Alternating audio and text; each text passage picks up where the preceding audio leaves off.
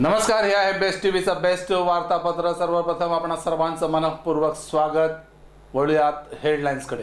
तत्पूर्वी आमच्या ख्रिस्ती बांधवांना बेस्ट टीव्ही आणि बेस्ट वार्ता परिवारातर्फे ख्रिसमसच्या लाख लाख शुभेच्छा। गतिमान कारभारावर देणार भर, नगराध्यक्ष राहुल पंडित यांनी स्वीकारला पदभार।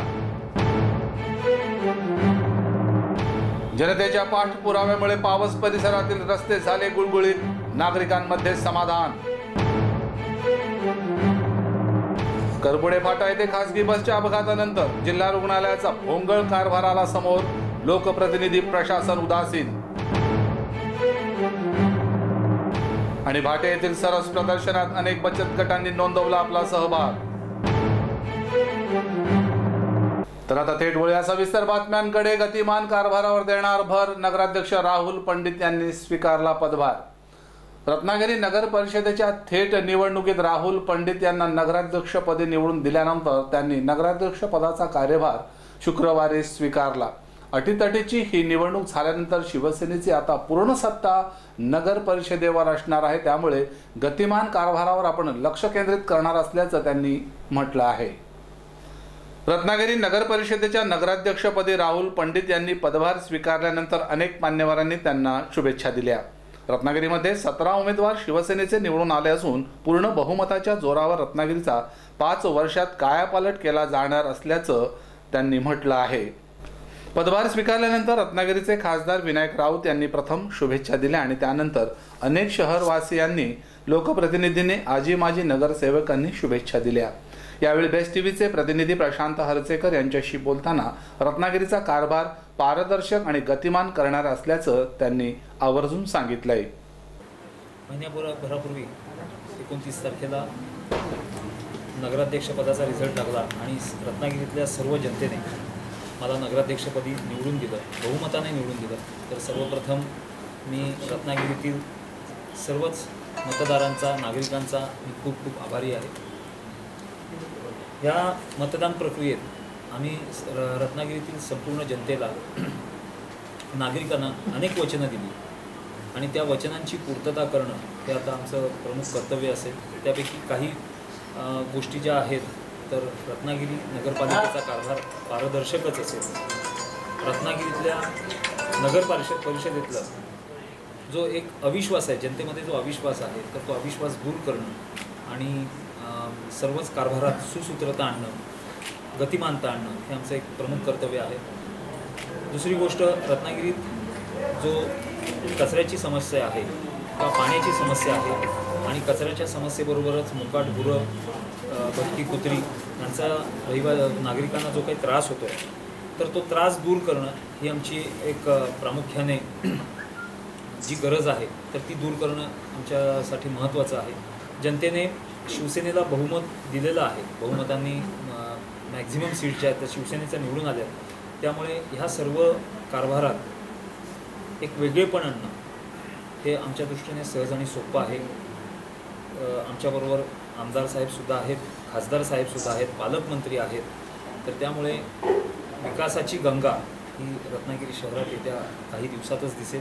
1 जानेवारीपासून खूप मोठे बदल दिसतील रत्नागिरी नगरपालिकेच्या कारभारात। त्याच्यामध्ये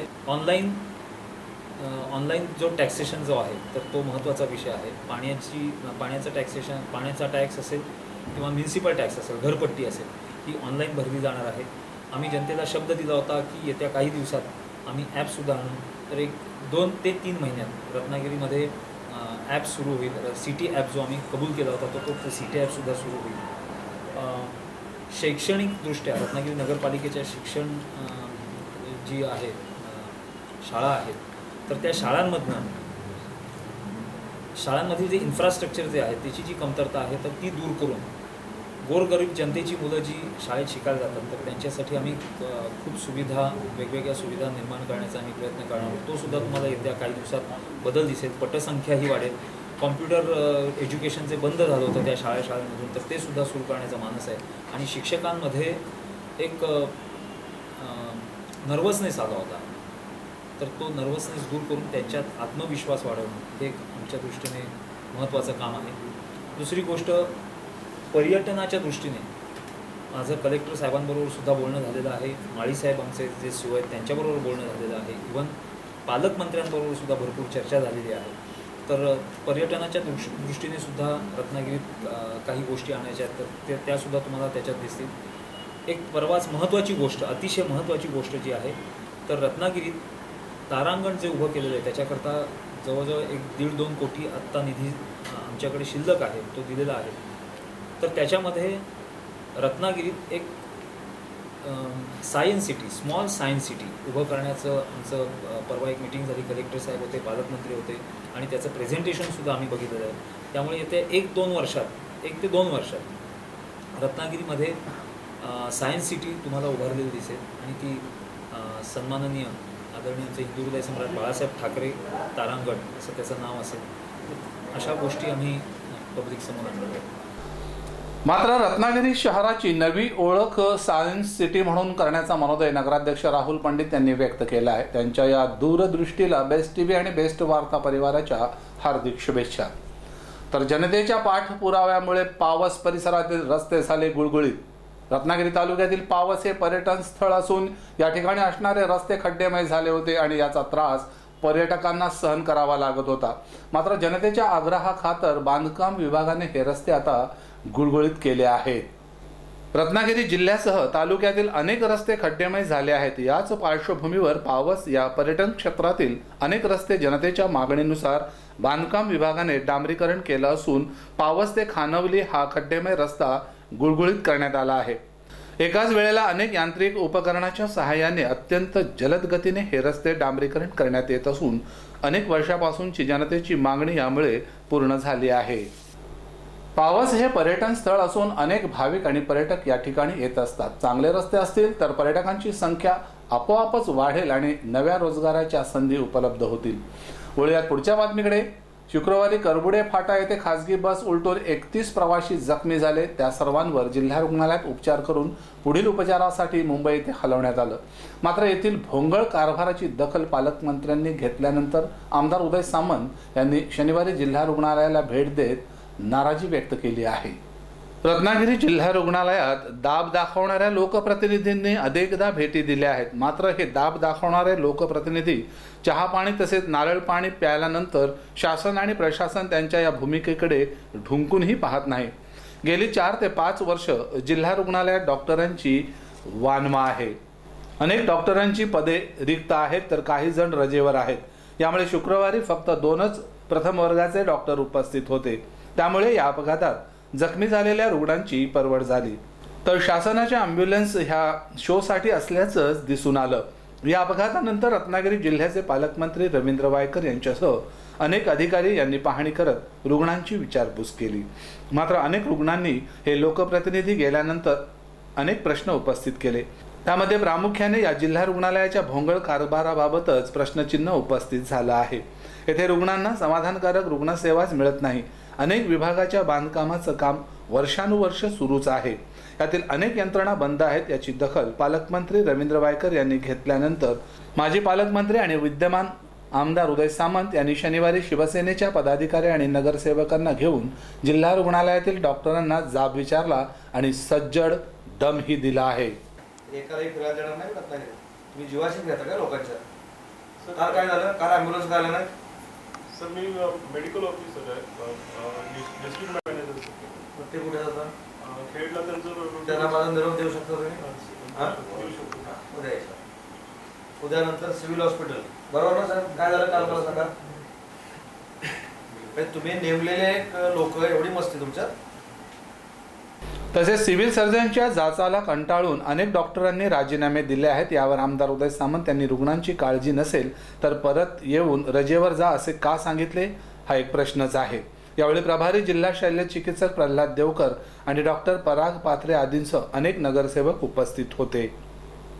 तुम्ही स्थानिक आहात, तुम्हाला माहिती आहे की आपला डॉक्टर स्थानिक सूर्यगंधाचं मला माहिती नाही, पण असा एकही डॉक्टर नाही आगाऊ की जो टाकी घ्यायला मी येणार नाही म्हणून सांगणार. असं आहे का मला सांगा. मग डॉक्टर पोद्दारांचं पण हेच म्हणणं आहे की आम्हाला कोण कारण केलं नाही. म्हणजे का कोऑर्डिनेशन का होत नाही?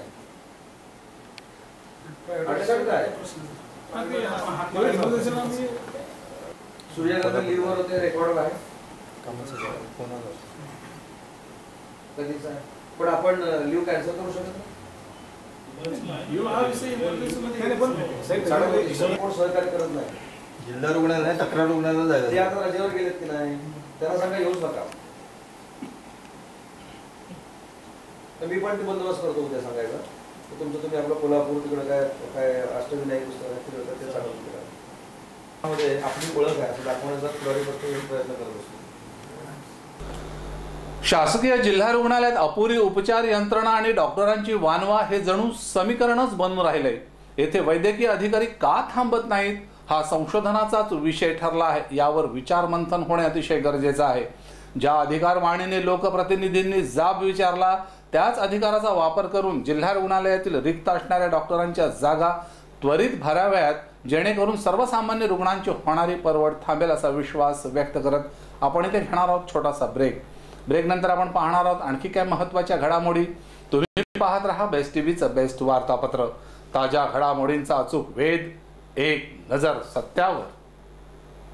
शुभकार्य ठरलंय खरं, पण सध्या सोन्या चांदीच्या दागिन्यांची खरेदी म्हणजे प्रॉब्लेमच. अहो हो ना, कार्य म्हटलं की दागिने हवेतच. म्हणून आम्ही नक्षत्रमधून फॉर्मिंग दागिन्यांची खरेदी केली. दागिने तर छान मिळालेच, शिवाय एक छान सरप्राईज गिफ्ट सुद्धा मिळालं. 3000च्या खरेदीवर ही सुंदर ठुशी मिळाली. मग मीही निर्णय घेतला, नक्षत्रमध्ये फॉर्मिंग ज्वेलरी खरेदी करायला जायचा. नक्षत्रमध्ये 1 ग्रॅम सोन्याच्या फॉर्मिंग मधल्या नवीन डिझाईन्सच्या बांगड्या, समारंभात शोभेल असं लॉंग मंगळसूत्र आणि एक छानसा फॅन्सी नेकलेस खरेदी केला. आणि 5,500च्या खरेदीवर एक सुंदर येवल्याची सेमी पैठणी गिफ्ट मिळाली. लग्न सराईनिमित्त नक्षत्राची बंपर ऑफर. 5,500 रुपयाच्या खरेदीवर येवल्याची सेमी पैठणी फ्री मिळवा. 3,000 रुपयांच्या खरेदीवर सुंदर कोल्हापुरी ठुशी फ्री मिळवा. नक्षत्रमधील खरेदी म्हणजे शुभमंगल खरेदी. नक्षत्र फॉर्मिंग ज्वेलरी, दुकान क्रमांक 10, सोहम आर्केड, हॉटेल सुखधाम समोर, MG रोड, रत्नागिरी. ब्रेक नंतर पुन्हा एकदा आपलं स्वागत. तर भाटे येथील सरस प्रदर्शनात अनेक बचत गटांनी नोंदवला आपला सहभाग. सन 2016 मध्ये प्रथमच भाटे आणि गणपतीपुळे या 2 ठिकाणी सरस प्रदर्शन आयोजित करण्यात आलं असून दोन्ही ठिकाणी या प्रदर्शनाला जनतेतून मोठा प्रतिसाद मिळत आहे. कोकण विभागाचे कोकण सरस एक बचत गटांचं भव्य प्रदर्शन आणि विक्री गणपतीपुळे येथे भरलं असून शुद्ध शाकाहारी जेवणासाठी तसेच विविध कलावस्तू खरेदी विक्रीसाठी गणपतीपुळे यांची निवड करण्यात आली आहे. तर भाटे येथे मांसाहारी पदार्थांचे सर्व स्टॉल मांडण्यात आले आहेत. या प्रदर्शनात सर्व बचत गटांनी भाग घेतला असून या प्रदर्शनात पर्यटकांसह रत्नागिरीतील अनेक खाद्यप्रेमी आवर्जून भेटी देत आहेत. भाटे येथील बचत गटांनी सुरमई, पापलेट, बांगडा, कोळंबी अशा विविध प्रकारच्या मत्स्याहारी खाद्यांचे स्टॉल मांडले असून बचत गटांना प्रोत्साहन देण्यासाठी पालकमंत्री रवींद्र वायकर, जिल्हाधिकारी प्रदीप प्रभाकर, मुख्य कार्यकारी अधिकारी लक्ष्मीनारायण मिश्रा तसेच पोलीस अधीक्षक प्रणय अशोक यांनी येथील सर्व स्टॉल्सना भेटी देत पाहणी केली. तसेच भाटे येथे असणाऱ्या स्टॉल्सना अनेक पर्यटकांनी भेटी दिल्या आहेत. मी भाट्यातून आहे. आम्ही भाट्यामधून आलेलो आहे.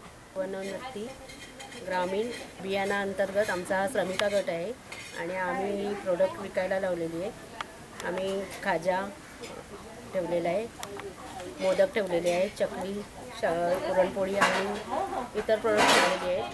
आमच्याकडे नाश्ता आहे, जेवण आहे, भेळचं ठेवलेलं आहे. आम्ही हा उपक्रम राबवला आहे.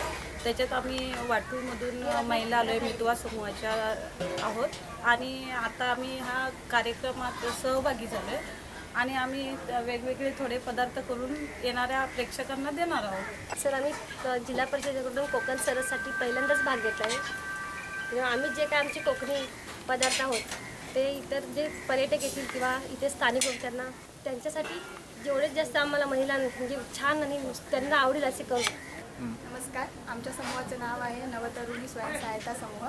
आमच्याकडे चिकन, मटन, सुरमई, बांगडा, पापलेट, प्रॉन्स, लॉबस्टर, कोंबडी वडे, चिकन मसाला, मटन मसाला, कोळंबी मसाला या प्रकारचे सर्व आयटम मिळतात. तसेच आम्हाला या ठिकाणी स्टॉल उपलब्ध करून दिल्याबद्दल मी कोकण सरस यांचे आभार व्यक्त करते. आम्ही दापोली, रत्नागिरी दापोली. गटाचं नाव सावित्रीबाई महिला समूह आणि आम्ही आता कालपासून इथे सुरुवात केली.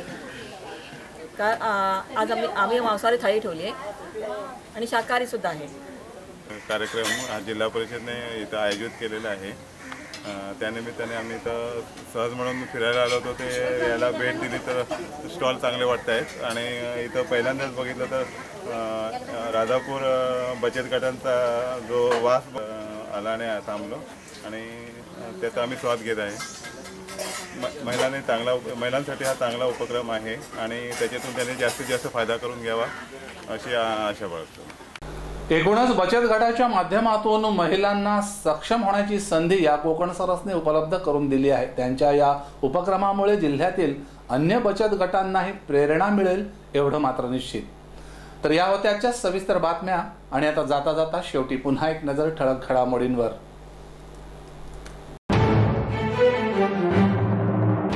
गतिमान कारभारावर देणार भर, नगराध्यक्ष राहुल पंडित यांनी स्वीकारला पदभार. जनतेच्या पाठपुराव्यामुळे पावस परिसरातील रस्ते झाले गुळगुळीत, नागरिकांमध्ये समाधान. करपुडे फाटा येथे खासगी बसच्या अपघातानंतर जिल्हा रुग्णालयाचा भोंगळ कारभाराला समोर, लोकप्रतिनिधी प्रशासन उदासीन. आणि भाटे येथील सरस प्रदर्शनात अनेक बचत गटांनी नोंदवला आपला सहभाग. या बातमीपत्रात इथंच थांबतोय. भेटूया पुढच्या बातमीपत्रात. ताज्या घडामोडींसाठी पाहत रहा फक्त बेस्ट टीव्हीचं बेस्ट वार्तापत्र. नमस्कार.